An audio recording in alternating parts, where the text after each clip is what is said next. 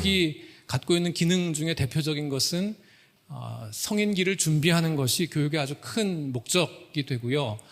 대개 학교라는 제도가 이것을 독점하고 있는 기관으로 이제 자임하고 어느 사회든지 국가든지 학교 제도에다가 돈을 쓰는 것을 아끼지 않습니다. 올해 국가 예산 중에 교육부 예산이 74조 9,163억 원입니다. 이 중에 59조 3,831억 원이 유아 및 초중등 교육에 쓰입니다. 고등교육에 약 10조 원을 씁니다. 유아 단계부터 청년 단계까지 인생 시기에 학교 제도를 운영하는데 쉬운 말로 몰빵하고 있습니다. 이 국가만 이렇게 돈을 대는 게 아니고요. 우리 개별 가정들도 이 교육에 엄청난 돈을 씁니다. 작년 사교육비 통계에 따르면 월 평균 사교육비가 29만 1,000원, 전체 가정을 이렇게 평균 낸 겁니다. 그래서 국가 말고 이 가정들도 사실은 이 사교육을 시키는 이유는 자녀의 미래를 준비하는데 확실한 것이 교육이라고 생각하기 때문입니다. 교육을 흔히 이제 페다고지라고 부르거나 에듀케이션이라고 부르는데요. 그 어원에도 페다고지는 귀족의 자녀가 성인이 될 때까지 교육하는 가정교사를 부르는 일종의 직업의 이름이기도 했고요. 에듀케이션이라는 말은 이제 이끌어내다, 양육하다라는 어원적인 의미가 있습니다. 그래서 대개는 다 아동이나 성숙하지 못한 미성년인 사람을 성숙의 단계로 이끄는 게 교육의 기본적인 의미입니다. 교육을 미래를 위한 준비라고 보는 시각이 상당히 보편적이고 또 우리 제도가 거기에 많은 노력을 기울이고 있지만 실제 이 교육에 대해서 근원적인 비판들이 있습니다. 제가 오래된 일인데요. 고려대학교 경영학과 3학년이었던 김예슬 씨가 2010년 3월 10일에 고려대학교 교정에 대자보를 붙이고 학교를 자퇴했습니다. 그래서 대학을 가기 위해서 20년을 바쳤는데 실제 대학에 갔을 때 자기가 알게 된 자기는 뭘 좋아하는지 뭘 하고 싶은지 내 꿈이 뭔지도 모르고 이 문제에 대해서는 자기에게 아무 말도 해주지 않는 그 대학을 자기가 이제 그만둔다 거부한다고 했습니다. 배움에 대한 권한을 학교가 독점한, 그래서 삶의 현장에서 서로를 통해 배우고 가르치는 이 권리가 자격증을 가진 교사에게 독점된, 그래서 왜 똑같은 때에 똑같은 방식으로 똑같은 속도로 가르치고 배워야 하는가.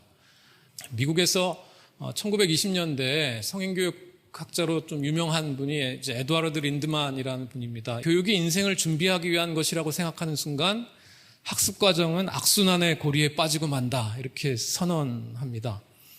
원인들을 몇 가지를 얘기하시는데요. 지금 미래를 준비한다고 하는 교육제도를 설계한 사람들은 성인이고 기성세대이고 거기에 순종하고 적응하고 그것을 잘 따르는 사람이 이 체제 안에서 성공하는 사람이고, 그래서 많은 학생들이 소위 미성년 세대들이 이런 제도에 저항하는데 그 저항은 매우 잠깐이고 아예 이 저항을 하지 않고 체념하거나 시키는 대로 잘 따라서 이 시간을 견뎌야 되겠다.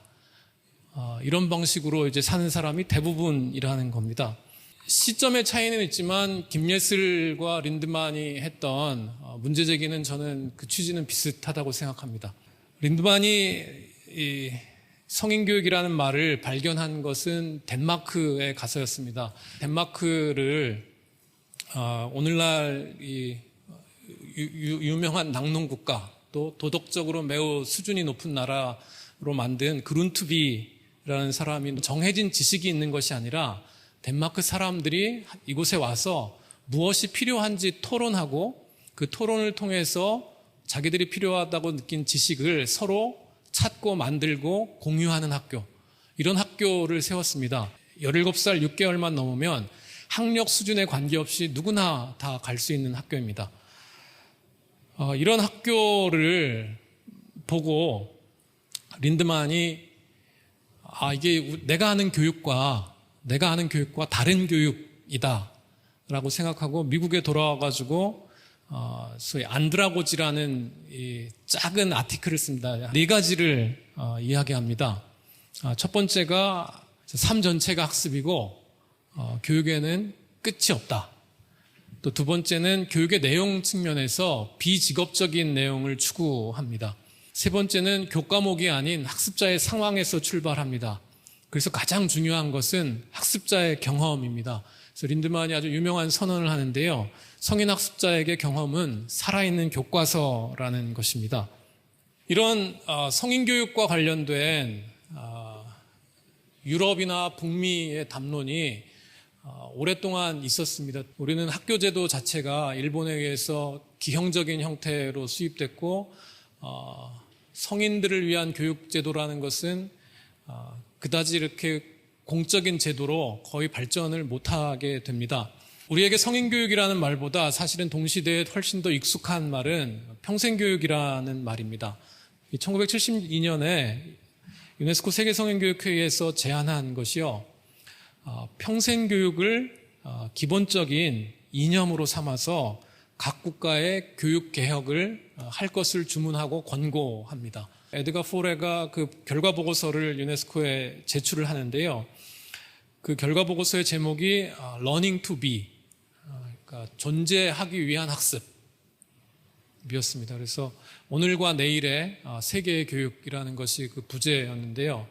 이 보고서에 아주 핵심적인 내용이 평생교육을 향후 모든 국가의 교육 정책을 위한 기본 개념으로 제안한다였습니다. 85년도에 파리에서 제4차 세계 성인교육회의가 열렸는데요. 이때 학습권 선언이라는 걸 채택합니다. 읽고 쓸 권리, 질문하고 분석할 권리, 상상하고 창조할 권리, 세계를 이해하고 역사를 기록할 권리, 모든 교육 자원을 이용할 수 있는 권리, 그리고 개인적 집단적 기술을 개발할 수 있는 권리로 이 학습권의 내용이 6가지인데요. 이 선언을 합니다. 이 내용이 한국에 받아들여져서 우리가 1995년도에 5.3.1 교육개혁을 하고 교육 관련된 법을 다 고치는데요. 그때 1997년도에 교육기본법을 처음으로 만듭니다. 교육에 관한 기본법을 만들면서 교육기본법 제3조에 학습권 조항을 넣습니다. 모든 국민은 평생에 걸쳐 학습하고 능력과 적성에 따라 교육받을 권리를 갖는다입니다. 5공화국이 되면서 헌법을 개정할 때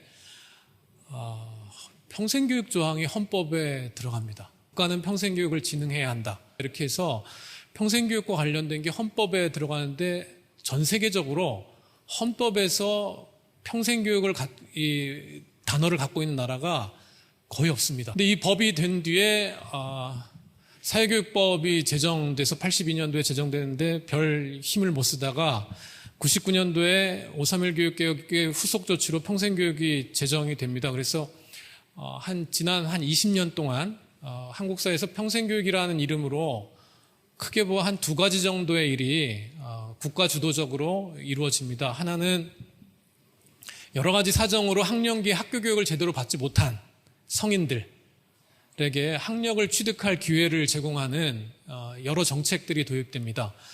대표적인 게 학점은행제나 혹은 독학학위제 같은 겁니다. 경제적인 혜택은 물론이거니와요. 사실은 그 자존감의 회복이라는 측면에서 이 학력 취득의 기회를 주는 평생교육 정책이 매우 중요하다고 하겠습니다. 이런 정책 흐름 말고 아주 다른 아주 큰 흐름이 있는데 그것은 학력과 무관한 교육을 제공하는 것입니다. 별도의 교육기관을 제공을 통해 가지고 소위 비형식, 그러니까 학위로와 무관한 교육을 많이 받습니다.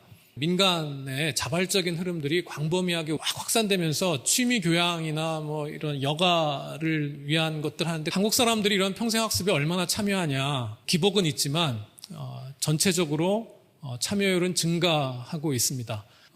우리는 여전히 이제 이 불균형이 그 내부적으로 매우 심각해서요. 학력에 따라서 그 차이가 아주 큽니다. 돈이 많은 가정이 훨씬 더 많이 참여하고 있고 젊은 사람일수록 더 많이 참여하고 있고요. 정규직에 괜찮은 직장 다니는 분들이 훨씬 더 많이 참여합니다. 자영업에 종사하니까 임금 노동자가 아닌 비임금 노동자라고 부르는 그런 분들이 참여율이 제일 낮습니다. 성인 단계 이런 이 양극화 문제, 불균형 문제가 사회적인 양극화를 훨씬 더 심화할 가능성이 매우 높습니다. 그래서 평생교육과 관련된 사실은 제 생각에는 아주 공격적인 국가 정책들이 시행되어야 된다고 생각합니다. 누구나 다 평생교육 해야 된다라고 이제 이야기하는 사회가 됐습니다. 이런 전면화에 적어도 한 3가지 정도의 큰 맥락이 있고, 이런 맥락은 우리가 지금 마주하고 있는 사회적인 도전 과제이기도 합니다. 첫 번째가 인구 구조의 변화입니다. 노령화는 아주 빠르게 진행됐어요. 이 건강한 노화와 관련할 때 이 인지 능력을 유지하는 데서 제일 좋은 게 공부하는 일을 노년이 됐을 때도 지속하게 되면 건강하게 노년기를 보낼 수 있다는 게 학문적으로 합의된 일입니다. 학령 인구 감소는 이제 저출산 문제 때문에 매우 심각한데요. 교육에 종사하는 사람들 문제, 특히 교사의 문제, 또 학교의 시설 문제, 이런 게 과거와는 아주 전혀 다른 문제로 학교 교육의 구조개혁 문제가 큰 과제가 되어 있습니다. 두 번째는 인공지능이 생활 곳곳에 작용하기 시작하면서 배우는 문제를 완전히 다르게 만들고 있습니다. 소위 학습과 관련된 이 유비쿼터스, 그러니까 시공간을 초월하는 이게 일반적이 되고 있습니다. 또 지능정보 사회가 도래하면서 사실은 노동자들의 소위 근로 역량, 그러니까 노동자들에게 필요한 기술과 이게 급속하게 업데이트되고 있습니다. 기업도 문제가 되지만 사실은 노동자 자체가 새로운 이 노동 환경 안에서 기술이 지배하는 노동 환경에서 자기 생존을 어떻게 할 것인가, 이런 게 인공지능 도입과 더불어 가지고 아주 큰 도전이 되고 있습니다. 세 번째는 소위 근대 산업 사회와 더불어 도입된 이 학교 교육 체제의 한계가 점점점 더 선명해지고 있다는 것입니다. 우리가 운영하고 있는 근대 학교 체제, 이걸 어떻게 바꿔야 하는가, 이 문제가 우리 사회의 과제이기도 합니다. 이 그래프는 2007년에 한국직업능력개발원에서 연구 보고서에 나온 건데요. 한국 사람들의 소위 학습 생애 곡선입니다. 되게 이제 유아기부터 직업세계에 갈 때까지 지금 붉은색으로 표현된 것인데요. 그래프에 보시면 알겠지만 초중등 교육의 피크에 이르릅니다. 그리고 대학에 가면 이제 공부하는 게 급속히 줄어들기 시작해서 성인기에 가면 학습하는 시간이 확 주는데요. 한국 사람들이 평균 하루에 학습하는데 얼마의 시간을 쓰냐? 연령에 따라 좀 차이는 있지만 대개 3분에서 11분을 쓴다 그래요. 이걸 어떻게 평생 학습형으로 바꿔낼 건가? 첫 번째는 학령기 이후에, 특히 이제 대학 이후에 학습의 기회를 국민들에게 어떻게 좀 더 적극적으로 보장할 것인가입니다. 하버드 대학 같은 경우도, 그러니까 성인기에 하버드 대학에 입학하고자 하는 사람들은 그 입학 시험이 따로 없는 그 익스텐션 칼리지에 등록해가지고 수업을 듣습니다. 하버드 대학을 지금까지 최고령으로 졸업한 분은 89살인가 그렇습니다.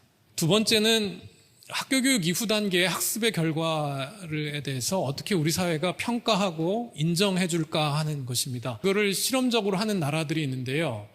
프랑스 같은 경우에 국립대학에 가서 제가 경험학습 인정을 통해서 학위를 받고 싶습니다라고 요청을 합니다. 해당 학과 교수님들이 커미티가 구성되는데요. 우리가에서 제공하는 교육과정에 비춰서 이분은 직장 다니고 사회생활할 때 이미 충분히 다 배웠으니 우리 과에서 제공하는 학사 학위를 그냥 드려도 상관없습니다. 그래서 학위를 줘요. 박사 학위까지 이렇게 받을 수 있습니다. 세 번째는 돈 문제입니다. 지금 교육재정이 소위 유치원부터 대학교까지, 대학원까지에 몰빵되어 있습니다. 그래서 이 대학에 등록하지 않은 많은 학습자들은 국가가 제공하는 혜택을 누릴 수가 없습니다. 국민이 필요할 때 꺼내 쓸 수 있는 기금이 있었으면 좋겠습니다. 직업생활 세계에서 자기를 받아줄 만큼 자기 준비가 안 돼 있을 때 대개는 한 2년 정도는 공부해야 되거든요. 그런 공부할 때 꺼내 쓸 수 있는 기금, 이걸 국가가 좀 보장해 준다면 어떨까. 학교 없는 사회라는 책을 쓴 이반 일리히라는 신부님이 계십니다. 훌륭한 교육제도의 목적, 전략이라고 세 가지를 들고 있는데요. 첫째가 공부하기 원하는 모두에게 그 나이에 관계없이 필요한 자원에 접근할 수 있게 해야 한다. 둘째, 자신이 아는 것을 나누고자 원하는 사람에게 그로부터 배우고자 원하는 사람을 찾게 해주어야 한다. 셋째, 공중에게 문제를 제기하고자 하는 사람에게 그들의 도전을 알릴 기회를 부여해야 한다. 제 생각에 이 평생교육이라는 거가 아직 제도화라는 측면에서 보면 우리 사회에서 거의 이제 뭐 걸음말 뗄까 말까 하는 정도에 있습니다. 근데 평생교육이 만약에 한국 사회에 좋은 어떤 교육제도로 자리를 잡게 된다면 이반 1, 2가 얘기한 이 세 가지 조건들을 잘 충족시킬 수 있는 가능성이 매우 높다고 생각합니다. 왜냐하면 교과서에 담겨있는 지식을 중심으로 전개되는 학교 교육과 달리 평생교육은 소위 성인이 자기의 원숙함에 도달하기 위해서 자기 삶에서 필요한 것, 자기 경험에서 이끌어 올린 그런 소재와 내용을 가지고 평생교육에 참여하게 됩니다. 되게 삶을 함께 나누고자 하는 사람들에게 평생교육은 각자의 경험을 이어주는 좋은 가교가 됩니다. 많은 사람들이 공부하러 간 자리에서 좋은 친구들을 만나고 좋은 친구들을 만나서 같이 공부하러 다니는 게 오늘날 은퇴하신 분들이 제일 이렇게 건강하게 자기 삶을 유지하고 있는 것을 보게 됩니다. 만약에 한국 사회가 우리 사회를 살고 있는 사람들의 삶이나 생활이나 인생의 조건을 바꾸는 도전에 지금 마주하고 있다면 제 생각에 평생교육이라는 게 우리 사회에 좋은 제도로 정착되지 않으면 그 조건을 바꾸는 온전한 답을 구하는 게 쉽지는 않을 것 같습니다.